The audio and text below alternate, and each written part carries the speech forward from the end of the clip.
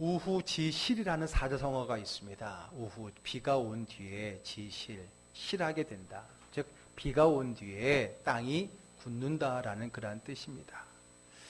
어떤 역경을 경험하고 나면 더 탄탄해지고 성숙해진다는 뜻이겠죠. 이런 말도 있잖아요. 우리 아이들이 아프고 나면 더 쑥쑥 자란다, 그런 말이 있잖아요. 인터넷 소매업체인 마더네이처사에서요, 간부 사원을 모집하는데 아주 특별한 조건을 하나 내걸었어요. 그 조건이 뭔가 했더니, 지난번 직장에서 뼈아픈 실수를 경험해 본 적이 있는 사람, 이게 그 회사의 간부 사원을 뽑는 그 자격 조건 속에 들어가 있는 거예요. 지난 회사에서 뼈아픈 실수를 경험해 본 적이 있느냐. 결국은 실패를 우대한다는 겁니다. 굉장히 앞서가는 회사인 만큼 그런 남다른 점이 있는 것 같아요.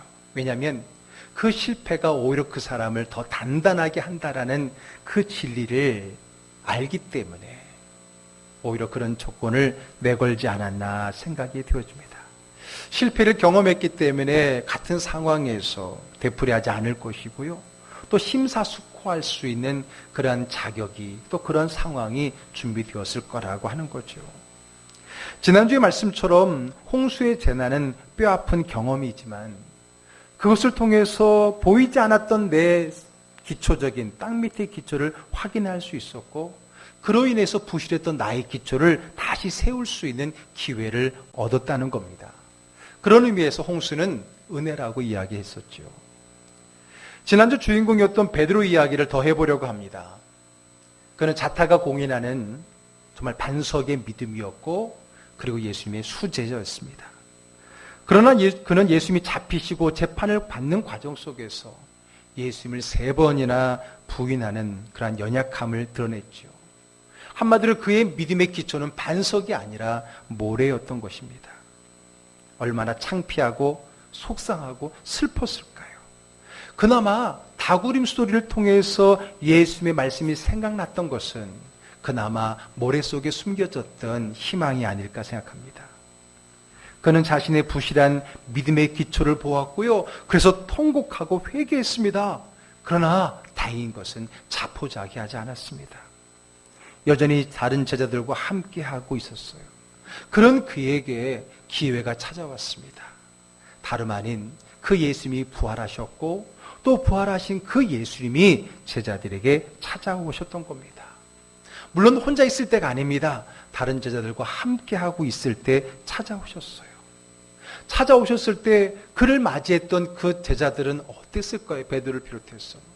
그들은 기쁘기도 하고 놀라기도 했지만 한편으로는 죄송하고 창피하고 속상하기까지 했을 겁니다.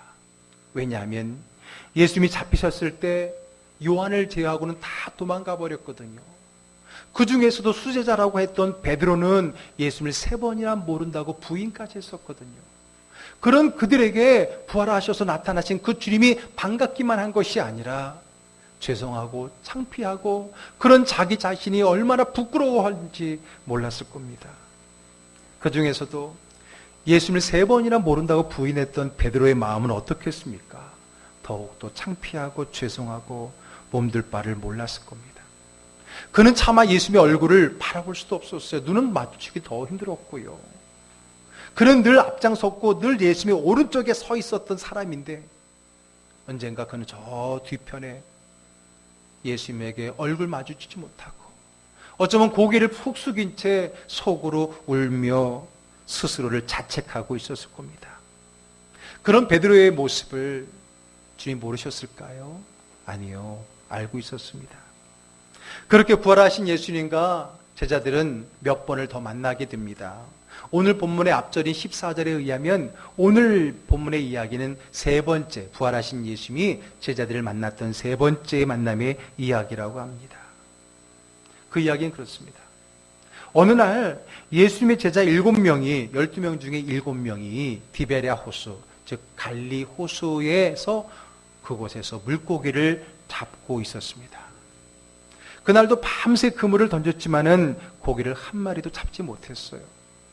그러다가 날이 새어가던 때에 이제 무트로 들어오는 길에 그 무트에서 육지에서 어느 한 사람이 찾아온 거예요. 그거 누구겠어요? 예수님이죠. 그러나 어두웠고 또 거리도 멀어서 그런지 제자들은 그분을, 예수님을 알아보지 못했습니다. 고기를 하나도 잡지 못했다는 말을 들은 예수님은 그들에게 그물을 이번에는 한번 배의 오른편에 한번 던져봐라 라고 훈수를 하시고요. 그 훈수를 받아들여서 그들이 배 오른편에 그물을 내렸을 때 밤새도록 한 마리도 잡히지 않던 고기가 그때 많이 잡히게 됐다라고 말합니다. 그때서야 제자들이 저분이 바로 우리의 예수님이구나라는 것을 깨닫고 알게 되고요. 그래서 급하게 육지로 나오게 됩니다. 그랬더니 기다리고 있던 예수님께서 제자들을 위해서 아침을 준비하신 거예요. 불을 피워놓고 물고기 잡은 거 있으면 가지고 와봐. 그래서 그 물고기를 구우며 또 준비해 오신 떡을 내놓고 그들과 함께 물고기와 떡을 떼며 아침 식사를 하게 된 겁니다. 그 누구도 그 주님 앞에 아무런 말을 할 수 없는 그런 상황이었어요. 그 식사를 마치고 드디어 예수님께서 베드로에게 이제 말을 걸으십니다.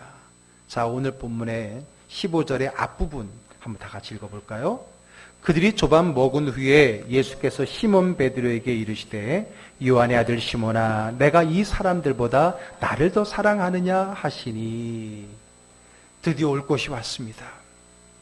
예수님과 언젠가 한번 부딪혀야 됐는데 1대1로 차마 내가 자신에게 나아갈 수는 없고 드디어 예수님께서 먼저 찾아오셔서 말을 걸어오셨어요. 뭐라고요? 내가 나를 사랑하느냐? 라는 질문으로 말을 걸으신 겁니다. 베드로는요, 그 질문을 듣고 이런 마음을 생각하셨을 겁니다. 아마 예수님께서 내가 지은 죄, 뭐예요? 예수님을 3번이나 모른다고 부인했던 그 죄를 염두에 두고 나의 주님을 향한 사랑을 의심하면서 질문했을 거라고 생각했습니다. 왜 아니었겠습니까? 위기의 순간에 예수님을 모른다고 했으니 당연히 그 사랑에 의심받을 만하지요. 베드로의 귀에는 이렇게 들렸을 겁니다. 네가 나를 사랑하긴 사랑하니? 사랑한다면 어떻게 그럴 수 있니? 그런 뜻으로 들렸을 겁니다. 그리고 스스로 생각했을 겁니다. 그래, 난 욕먹어도 싸. 의심받아 마땅해. 그런 마음을 갖고 있지만 그러나 그 마음속 한켠에는 정말 주님을 사랑하는 마음이 있거든요. 정말 연약해서 예수님을 부인할 수밖에 없었지만 그래도 내 마음속에는 주님에 대한 사랑의 마음이 있거든요. 그래서 떠나지 않냐고 끝까지 이 자리에 남아 있었던 것 아니겠습니까?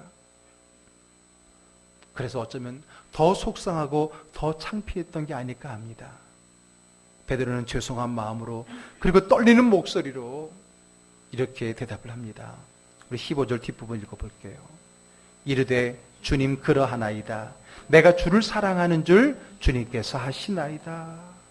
이렇게 말하고는 베드로는 예수님의 다음 말씀을 기다렸을 겁니다. 아마 그는 예수님이 이렇게 말씀하실 줄 알았어요. 네가 나를 사랑한다고? 정말? 아니, 그런 놈이, 나를 사랑한다는 놈이 어떻게 그렇게 나를 배반할 수 있어? 어떻게 나를 모른다고 그것도 한 번도 아니고 3번 그럴 수 있어? 내가 미리 경고했음에도 불구하고 어떻게 그렇게 그럴 수 있어? 그러면서 나를 사랑하는 게 맞아? 라고 되묻고 자기를 질책하고 자기에게 이야기할 것만 같았어요. 그런데 예수님의 다음 말씀은 전혀 예상할 수 않는 전혀 생뚱맞은 말씀을 하시죠. 뭐라고요? 내 어린 양을 먹여라라는 겁니다. 이게 무슨 말일까요? 이 전혀 예상하지 못한 말에 어리둥절한 그에게 예수님은요 다시 물으십니다. 자, 16절의 앞부분 또 읽어볼게요. 또 두 번째 이르시되 요한의 아들 시몬아, 내가 나를 사랑하느냐 하시니. 어때요? 첫 번째 질문과 같아요, 달라요? 같아요. 똑같은 질문을 반복하신 거예요. 여러분, 질문을 할 때 똑같은 질문을 반복하는 이유는 둘 중에 하나입니다.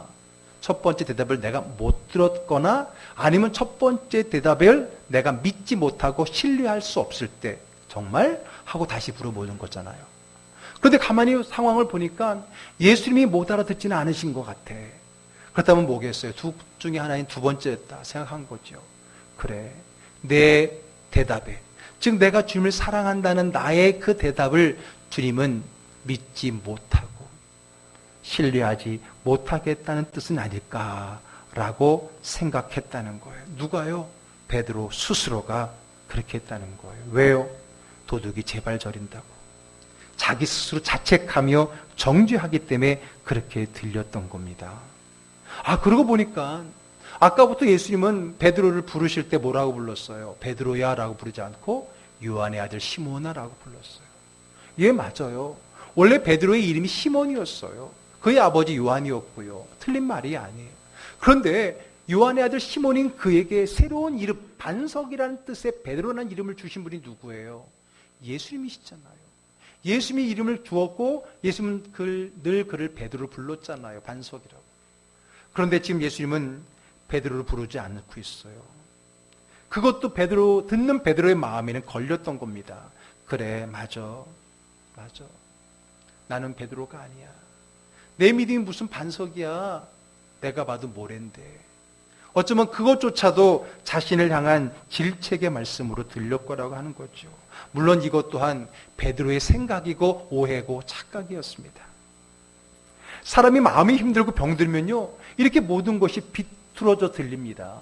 비극적이고 부정적이고 그리고 오해하기 쉽상인 거죠. 왜요? 마음이 병들면. 이 마음이라는 필터가 오염이 되면은 아무리 좋은 것을 통과시켜도 다 걸르면서 부정적으로 받아들이게 돼 있는 것. 이것이 바로 부정적인 또는 상처 입은 왜곡된 마음이라는 겁니다. 그렇습니다. 베드로는 상처 입은 영혼입니다. 아니, 지가 예수님을 부인해놓고 왜 지가 상처를 받아? 상처를 받으면 예수님이 받아야지.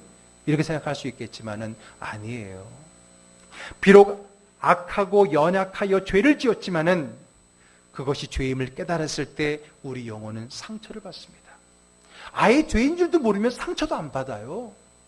그러나 그것이 죄라는 것을 깨닫는 순간은 누구든 상처를 받습니다. 상처를 받는 거예요. 나는 이것밖에 안 되는구나 하며 좌절하면서 상처를 받고 또 자기가 자기에게 더 큰 자책이라는 상처를 주게 되어 있습니다. 그럼에도 베드로는 예수님께서 사랑한다고 대답을 합니다. 왜요? 사랑하니까. 비록 내가 넘어졌지만은 그럼에도 불구하고 나는 주님을 사랑하기 때문에 자신 있게 보란듯이 말을 못하지만 그럼에도 사랑한다라고 이야기를 한 거예요. 그런데 예수님은 여전히 얼굴 하나 안 변하시면서 똑같은 질문을 또 하십니다. 자, 17절 또 앞부분을 읽어볼게요. 세 번째 이르시되 요한의 아들 시몬아 내가 나를 사랑하느냐 하시니, 여러분 똑같은 질문을 3번 반복한 거예요. 베드로의 마음이 어땠을까요? 아마 죽고 싶었을 겁니다. 차라리 왜 나를 부인했냐라고 직접적으로 야단을 치시면 편할 텐데 그나마. 그런데 이렇게 나를 사랑하느냐고 반복해서 물으시는 것이 어쩌면 베드로에게는 더 힘든 고통의 순간이었을 겁니다. 그래서 그가 이번에 이렇게 대답합니다. 자, 17절 뒷부분 읽어볼까요? 주께서 3번째 내가 나를 사랑하느냐 하심으로 베드로가 근심하여 이르되 주님 모든 것을 아시오매 내가 주님을 사랑하는 줄을 주님께서 아시나이다. 베드로가 어떻게 했다고요? 근심했어요. 3번째 대답을 할 때는 정말 울먹이면서 정말 그 자기가 하나님 앞에 한 모든 그 죄에 대한 그 슬픔의 탄식에 눈물을 흘려가면서 그렇게 이야기했다는 거예요. 자, 그러면 예수님은 왜 이렇게 같은 질문을 3번이나 반복을 했을까요? 베드로의 생각대로 베드로의 사랑이 못 믿어서인가요? 아니면 너 나 3번 부인했지, 너도 한번 당해봐 하면서 3번 그 질문을 통해서 그를 괴롭히고 계신 건가요? 아닙니다. 우리 주님은 그렇게 마음이 꽁한 분도 아니고요, 뒤끝 장렬이신 분도 아니에요. 앞에도 말했죠. 베드로는 지금 상처 입은 영혼이에요. 죄를 짓고 그것이 죄인지를 깨달아서 마음에 자책하고 있는, 스스로 또 상처를 내고 있는 상처 입은 영혼인 거예요. 주님 눈에는 자기를 부인한 베드로를 보이는 것이 아니라 상처 입은, 그래서 치유가 필요한 한 연약한 영혼으로 주님 앞에 보였던 겁니다. 그런 그를 예수님은 3번의 질문을 통해서 그를 괴롭히는 것이 아니라 반대로 이 3번의 질문을 통해서 그를 치유하고 있는 겁니다. 아니 어떻게 그걸 치유냐고요? 전에도 한번 이 본문으로 말씀을 나누었지만은 예수님께서 내가 나를 사랑하느냐라는 그 질문은 나는 너를 사랑한다라는 또 다른 고백이라고 말씀을 드렸죠. 왜냐하면 내가 누군가에게 사랑하는 거에 자신이 있을 때 그 사람에게 당신은 나를 사랑하느냐고 물을 수 있다라고 그랬잖아요. 가끔 아내들이 남편한테 자기 나 사랑해? 여보 나 사랑해? 라고 묻는 그 질문의 베이스에는 뭐가 있냐면 나는 당신을 사랑한다라고 하는 그 기본이 깔려 있는 거예요. 나는 당신을 사랑하는데 당신은 어떠냐고 묻는 거지요. 내가 당신을 사랑하기 때문에 내가 자신 있게 물어볼 수 있다는 거예요. 오늘 예수님께서 그에게 네가 나를 사랑하느냐라고 자신 있게 3번 질문하는 그 베이스 안에는 나는 너를 사랑한다라는, 아무리 네가 나를 3번 부인했을지라도 나는 너를 사랑한다라고 하는 주님의 사랑의 고백이 담겨져 있는 거예요. 그러므로 오늘 이 질문은 나는 너를 사랑한다, 네가 아무리 나를 부인했더라도 나는 너를 사랑한다라고 하는 예수님의 사랑의 말씀이 들어가 있는 거고, 그 예수님의 사랑의 말씀이 지금 상처 입은 그 영혼의 치유로, 약으로 다가가고 있다는 거예요. 또한 누구보다도 베드로가 자기를 사랑한다는 주님 모르실까요? 마음의 중심을 보고 아시는 그 주님께서 왜 베드로가 자기를 사랑하는지 안 하는지 모를까요? 몰라서 묻는 게 아니에요. 첫 번째는 내가 당신 너를 사랑한다라는 주님의 고백의 표현인 거고, 또 하나는 나에 대한 사랑의 마음이 있는데 그것이 자책 때문에 자꾸 누르고 있고 감추고 있고 부인하고 있는데 아니다. 그렇기 때문에 너 안에 있는 나를 향한 사랑의 마음을 끄집어내는 거예요. 그것을 고백하게 하는 것이고 그것을 드러내게 하는 거예요. 여러분, 이게 바로 중요합니다. 이게 바로 오늘 말씀의 핵심입니다. 그 안에 있는 주님을 향한 사랑의 마음, 자기의 지은 죄 때문에 그것을 애써 부인하고 감추고 아니야 라고 자책하는 그에게 있는 그 주님의 사랑의 마음을 고백을 통해서 확인하고 다시 한번 끄집어낼 수 있도록 주님께서 지금 3번의 질문을 하고 계셨던 겁니다. 우리의 믿음이 연약하여 넘어지고 쓰러지지만 그럼에도 불구하고 다시 일어설 수 있는 것은 바로 예수님에 대한 사랑 때문입니다. 그리고 그 예수님에 대한 사랑은 나를 향한 예수님의 변함없는 사랑을 통해서 더 견고해지는 겁니다. 여러분, 나의 주님을 향한 사랑은 나를 향한 주님의 사랑이 느껴질 때, 나를 향한 주님의 사랑이 깨달아질 때, 나를 향한 주님의 사랑을 알게 될 때에 주님을 향한 나의 사랑은 더 커지고 견고해지는 겁니다. 결국은 오늘 우리 안에 그 사랑을 키우기 위해서 우리 주님은 지금 우리를 사랑한다 고백하시고 우리의 사랑을 드러내고 계시는 겁니다. 그렇잖아요, 여러분. 내가 이 사람을 사랑하는데 이 사람이 나를 사랑한다는 사실을 더 알게 될 때 이 사람에 대한 사랑이 더 어때요? 더 커지고 더 견고해지잖아요. 상대방의 나를 향한 사랑을 깨달을 때 그를 향한 나의 사랑이 더 커지는 거, 이거 굳이 설명하지 않아도 다 알잖아요. 오늘 예수님 바로 그 작업을 하고 계신 거예요. 그 안에 있는 자신을 향한, 주님을 향한 그 사랑의 마음이 내가 너를 사랑한다는 그 이야기를 통해서, 그 증거를 통해서 그의 사랑을 다시 끄집어내고 확인하고 키워내고 있다라고 하는 거예요. 예수님은 지금 베드로를 괴롭히려고 사랑의 질문을 던진 것이 아니라 자기 지은 죄로 인해 상처 입고 괴로워하는 그에게 그럼에도 내가 너를 사랑한다고 전하면서 그것을 통해 그 안에 있는 사랑을 견고히 하기 위해서입니다. 에베소 3장 17절 18절 말씀 한번 읽어볼게요. 믿음으로 말미암아 그리스도께서 너희 마음에 계시게 하시었고 너희가 사랑 가운데서 뿌리가 박히고 터가 굳어져서 능히 모든 성도와 함께 지식에 넘치는 그리스도의 사랑을 알고, 너희가 사랑 가운데서 뿌리가 박히고 터가 굳어져서, 여러분 오늘 말씀의 제목이 뭐예요? 터다지기잖아요. 오늘 성경 말씀 읽은 에베소 말씀에 사랑 가운데서 뿌리가 박히고 터가 굳어지고 그 지식에 넘치는 그리스도의 사랑을 알고, 그리스도 사랑을 깨달을 때 우리의 부실했던 그 믿음이 견고한 그리스도의 사랑으로 다시 한번 견고해지고 터가 굳어진다라고 성경이 말해주고 있잖아요. 홍수로 인해서 우리의 믿음의 기초가 무너지고 쓸려갔지만은 이것을 계기로 이제 모래가 아닌 반석 위에 터를 세우고 새로운 터를 다져나가야 됩니다. 그 터가 바로 뭐라고요? 사랑이라는 겁니다. 사랑이에요. 그 주님을 향한 사랑입니다. 위기 앞에서 우리의 믿음이 무너지고 그것을 스스로 실망도 하지만 우리가 다시 시작할 수 있는 건 우리 안에 뭐가 있기 때문에? 사랑. 누구를 향한? 주님을 향한 사랑이 있기 때문이라는 거예요. 주님은 그걸 보신 거예요. 우리의 써내려갔던 그 모래와 같은 그것을 보고 한탄하시는 게 아니라 그 가운데 남아있는 내 안에 주님을 향한 사랑을 주님은 보시는 거예요. 그리고 그것을 반석으로 여겨주시는 거고 그 반석 위를 더 견고히 해서 그 반석 위에 내 믿음을 세우기를 원하시는 거예요.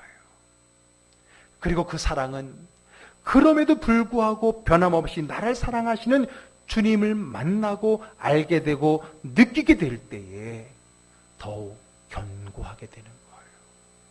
그럼에도 불구하고 여전히 나를 사랑하시는 그 하나님의 사랑을 알고 깨닫고 느끼게 될 때 그 믿음의 사랑은 믿음은 더 견고해지는 겁니다. 복음성가 중에 그럼에도 불구하고 라는 찬양이 있어요. 마음속에 어려움이 있을 때 주님 내게 먼저 오사 내 마음을 만지고 주님 앞에 나올 수 없을 때 주님 먼저 안으시네. 그럼에도 불구하고 날 사랑하시는 내 하나님의 사랑은 나의 모든 걸 덮고 그럼에도 불구하고 날 안아주시는 내 하나님을 부를 때 비로소 아버지라 부르죠 라는 찬양입니다. 우리 한번 같이 찬양해 볼까요?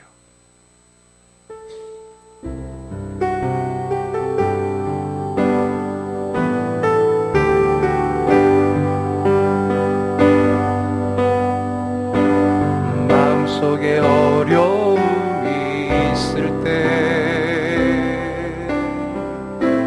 마음속에 어려움이 있을 때 마음속에 어려움이 있을 때 주님 내게 먼저 오사 내 마음을 만지고 주님 앞에 나올 수 없을 때 주님 앞에 나올 수 없을 때 주님 앞에 나올 수 없을 때 주님 날 먼저 안으시네. 아멘. 그럼에도 불구하고 날 사랑하시는 내 하나님의 사랑에 나의 모든 걸 덮고 그럼에도 불구하고 날 안아주시는 내 하나님을 부를 때 아버지라. 그럼에도 불구하고 날 사랑하시는 내 하나님의 사랑에 나의 모든 걸 덮고 그럼에도 불구하고 날 안아주시는 내 하나님을 부를 때 아버지라 부르죠. 아멘. 마음속에 어려움이 있을 때, 내가 먼저 다가갈 수 없을 때, 그때 먼저 나오셔서 내 마음을 만지시고 나를 먼저 알아주시는 주님. 나의 연약하여 주님을 부인할 수밖에 없고 주님을 멀리할 수밖에 없을 때 그럼에도 불구하고 날 사랑하시는 그 하나님의 사랑이 나의 모든 허물과 죄와 연약함을 덮고 그럼에도 불구하고 나를 사랑한다 고백하며 안아주시는 그 하나님의 사랑이 우리로 하여금 그 주님을 아버지라 부를 수 있는 겁니다. 우리가 믿는 하나님을 아버지라 부를 수 있는 것이 얼마나 큰 은혜고 특혜인지 몰라요. 왜? 아버지는, 우리 어머니는, 우리의 모든 허물을 덮고 그 모습 그대로 우리를 안아주시는 분이기 때문에 그래요. 오늘 우리 주님은 자기를 3번이나 모른다고 부인했던 그 제자를 미워하고 질책하기보단 그 안에 여전히 남아있는 자기를 향한 그 사랑의 불꽃이 꺼지지 않고 더 훨훨 타오를 수 있도록 오히려 더 사랑한다 고백하고 그 안에 있는 사랑이 반석이 되기 위해 더 사랑의 체험을 그에게 안겨주는 그 사랑이 바로 우리가 믿는 그 주님의 사랑입니다. 그리고 비로소 주님이 나를 그만큼 사랑한다는 것을 더 깨달는 만큼, 더 느껴지는 만큼 우리 안에 주님을 향한 사랑도 그만큼 더 커지고 견고해지는 겁니다. 그렇습니다. 주님을 향한 사랑이 반석입니다. 아멘. 교리가 아닙니다. 직분이 아니에요. 열심이 아니에요. 여러분, 그런 거 다 어려울 때 다 쓸려 내려갔잖아요. 아무리 직분이 있고 아무리 우리에게 열심히 있어도 뭐예요? 힘들고 어려울 때 모래알까지 다 내려가 버렸잖아요. 그러나 마지막까지 버틸 수 있게 해주는 그 반석, 그게 뭐예요? 그건 주님을 향한 사랑이었던 거예요. 나를 향한 주님의 사랑을 깨닫고 그 사랑에 눈을 뜨고 나도 이제 주님을 사랑하는구나 라고 깨닫는 것이 바로 반석인 겁니다. 내 앞에 어려움으로 인해 쉽게 예배와 멀어지고 쉽게 주님과 멀어지면서 내 믿음의 바닥을 치는 것 같지만 그리고 그것 때문에 나는 이거밖에 안 되는구나 자책하며 힘들어했지만은 그 안에 주님에 대한 그리움, 나를 사랑하시는 주님을 향한 사랑의 마음이 있다면 우리 주님은 그것을 반석이라고 여겨주신 거예요. 그리고 우리는 바로 거기에서부터 다시 시작할 수가 있는 거예요. 우리 가정의 달인데 가족관계도 마찬가지입니다. 우리는 연약해서요 너무 서로에게 상처만 줍니다. 실망도 합니다. 그럼에도 다시 일어설 수 있는 건 뭐가 있기 때문에요? 사랑이 있기 때문에 그래요. 그리고 그 사랑은 상대방의 사랑을 다시 확인할 때 그 사랑은 더 견고해지기 시작하는 거예요. 그러므로 연약하여 나에게 실망을 굳을 사람을 비난하고 질책하기보다는 예수님처럼 오히려 자기의 사랑을 더 확증으로 심어줄 때 그 사람 안에 남아있던 그 사랑의 반석이 더욱더 견고해지고 그 사랑 안에 더 든든히 설 수 있는 거예요. 가정도 사랑이라는 반석 위에 견고히 세워져 가는 것입니다. 오늘 홍수로 인해 무너지고 쓸려 내려간 내 믿음의 기초에 사랑의 반석을 다시 세워야 됩니다. 그 반석 위에 덫을 다져야 됩니다. 할렐루야. 아멘. 여러분, 우리가 코로나로 인해서 교회 가고 싶어도 갈 수 없고 예배를 드리고 싶어도 함께 예배 드릴 수 없는 그 어려움이 있을 때 처음에는 아쉬움과 안타까움이었다가 나도 모르게 사람인지라 그것이 익숙해지면 오히려 그 다음에는 가기가 힘들어지고 나도 모르게 주님을 한 단계 멀리 했던 그런 모습을 발견하면서 그걸 보면서 또 어떤 분들은 자책을 하죠. 이것밖에 안 되는구나. 나도 이렇구나라고 안타까이 여기고 주님 앞에 부끄러워 여길 때가 있어요. 그럼에도 불구하고 주님이 그립고 예배가 그립고 오히려 주님 앞에 그런 마음이 느껴지는 것은 왜일까요? 내 안에 주님을 향한 사랑이 있기 때문이라는 거예요. 주님은 그 사랑을 보고 우리를 위로해 주시고 오히려 그 사랑을 더 키우기 위해서 어쩌면 주님은 우리에게 더 큰 사랑으로 우리에게 다가오는지도 모릅니다. 그렇습니다. 그 사랑의 반석 위에 우리가 믿음을 세우기를 원해야 합니다.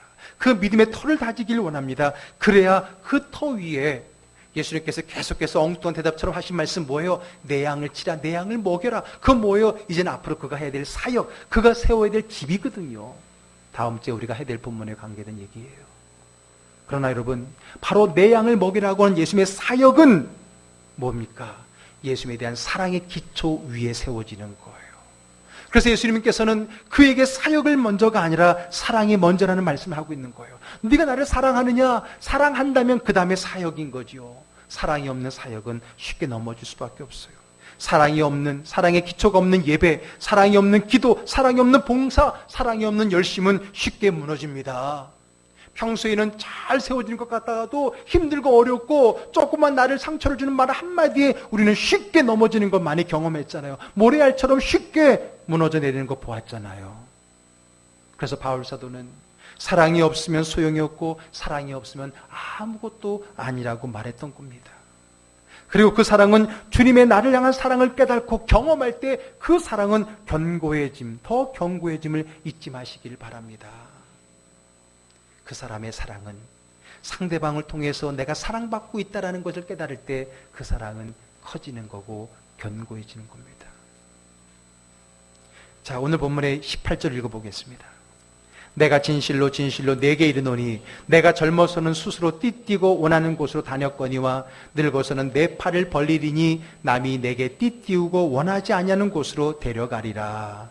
젊어서 스스로 띠띠고 원하는 곳을 다녔다라는 것은 그가 믿음이 연약할 때는 이리저리 홍수에 휩쓸리고 자기의 의지대로 살았다라는 뜻인 거예요. 반면에 늙어서 남이 내게 띠띠우고 원하지 않는 곳으로 데려간다라는 것은 믿음이 사랑 위에 견고히 서면 이제는 자신의 욕망에 따라 세상의 풍랑에 휩쓸리는 것이 아니라 여기서 남이라는 것은 자기를 반대하기 위해서 남이라고 쓴 거예요. 그러니까 긍정적인 의미로 쓴 건데 그 남은 누구냐? 누구겠어요? 주님이죠. 이제는 주님이죠. 나를 사랑하는 그 주님, 그 주님의 의지하여 그 주님의 뜻을 따라서 주님이 이끄시는 삶을 살게 된다라고 하는 주님의 예언적인 표시였고요. 말씀이었고요. 그리고 그 예언의 말씀은 결국 그 다음 절의 말씀처럼 그가 마지막 주님 앞에 더 이상 주님을 부인하는 자가 아닌 주님을 신하여 오히려 십자가에 순교되는 그의 삶에 대한 주님의 예언의 말씀이었던 것입니다. 어떻게 이렇게 예수님을 3번이나 부인했던 그 연약한 베드로가 어떻게 담대하게 주님을 죽음 앞에서도 담대하게 시인하면서 결국은 십자가에 거꾸로 매달려 죽을 수 있었습니까? 그 안에 있는 그 믿음의 사랑의 그 반석을 견고히 세워갔기 때문이고 그것을 견고히 하기 위해서 주님으로부터 충분한 사랑을 받았기 때문이라고 하는 것입니다. 사랑하는 즐거운 교회 가정 여러분, 이제 홍수로 쓸려내간 우리의 그 믿음의 기초의 자리에 사랑의 반석으로 터다지기를 하시기를 바랍니다. 믿음은 사랑입니다. 믿음은 주님과의 관계입니다. 그 주님과의 관계, 사랑의 관계를 끈끈이 붙잡을 때 그 반석 위에 우리의 믿음이 세워지는 겁니다. 그럼 우리는 그 주님과의 관계, 사랑의 관계를 털을 더 굳건히 다져야 됩니다. 나를 향한 주님의 사랑으로 더 견고한 반석의 믿음으로 서기를 주님의 이름으로 축복합니다. 기도하겠습니다.